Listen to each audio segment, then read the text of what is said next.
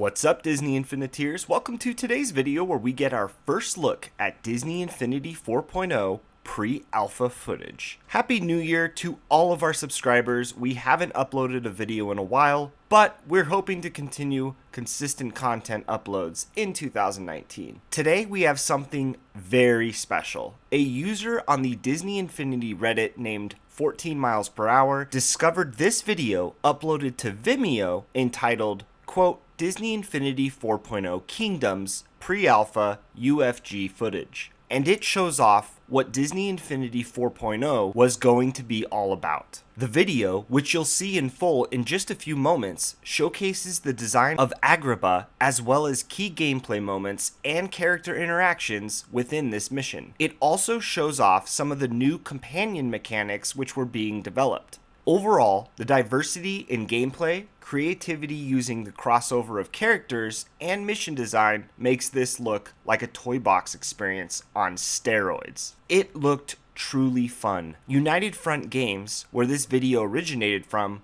was closed in 2016, so that means this video footage was likely revealed by an ex-member of the development team. Sadly, it's a good reminder that this is not currently in development. Now with that being said, here is the entire video for you to enjoy. Make sure you like, subscribe, and comment your thoughts on this insanely fun looking footage from Disney Infinity 4.0.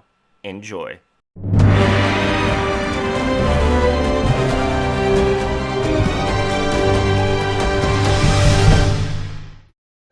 Our goal for Milestone 3 was to bring Agrabah to an alpha quality in many areas, including world art and the core gameplay.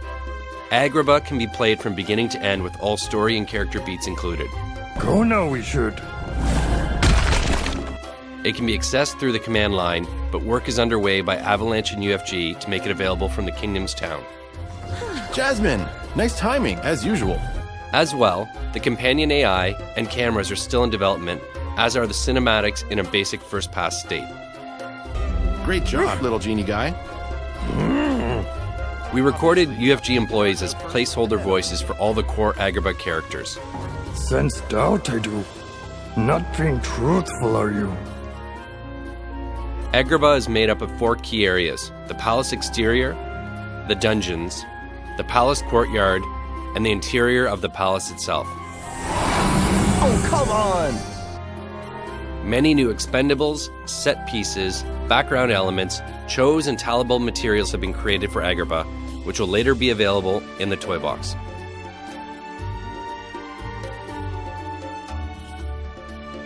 Our mission starts after the S-curve, in front of the palace steps. The first interaction between Yoda and Aladdin is in place, as they use their talents to help the player progress through the level. After dropping through the cave entrance, the player arrives in the dungeon and sees a recreation of the art style inspired by the classic film. In this section, Aladdin demonstrates how to use the infinity buttons, which trigger traps and doors. Don't worry, this switch will open it up.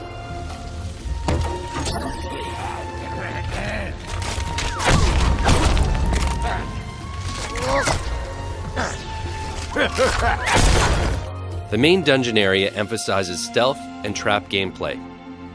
The player can choose to use traps to deal with patrolling guards, or abandon stealth and battle them head-on. If the player triggers the alarm, enemies storm the area and attack the player plus Yoda and Aladdin. Right now, the range enemies are set as droids, but they will be replaced later with a new enemy class we're creating, sword-throwing Agrabah guards.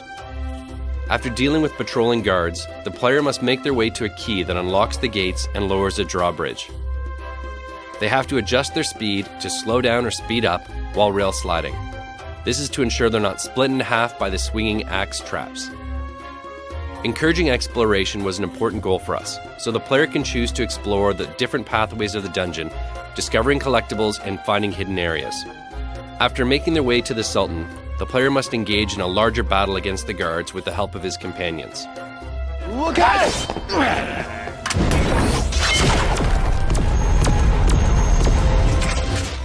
After defeating the enemies, the player and his companions stand atop the palace walls, and we get our first look at the Star Wars Imperial forces that have invaded the palace.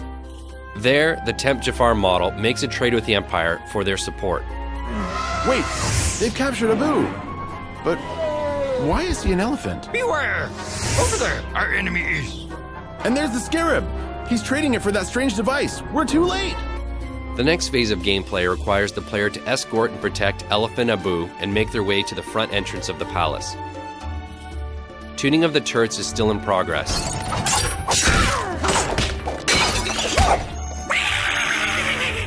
We've included our first attempt at a new enemy intro sequence, which highlights the character and provides their name. I forgot my serial number. After defeating the Imperial enemies and escorting Abu to the gates, Jafar makes the transformation into a giant snake. Okay, this might be a little harder than I thought. The player must now do a 3D side-scroller to ascend to the top of the palace while avoiding strikes from giant snake Jafar and counterattacking to open the way forward.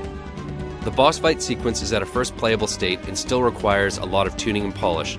It will be completed for Milestone 4. Upon reaching the top floor, Aladdin engages Snake Jafar to keep him busy.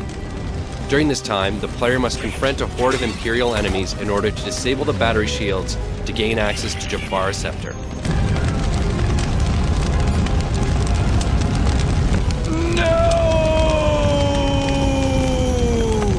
Upon defeating Jafar, a cinematic wraps up the action with a charming interaction between the key story characters. At this point, the player will be released into the courtyard to enjoy playground gameplay and side content. There are various levels of secondary content available, but appropriate rewards and polish will be addressed in future milestones. Overall, our goal for Milestone 3 was to get all of the key gameplay moments and character interactions in place, so that we can collectively review the mission with respect to length of time, size of level, and scope in general. With the companions, we are pushing to make interactions that are unique to them, memorable and charming, while still staying true to their character. Whoa! Strong in the force, I am. Nice.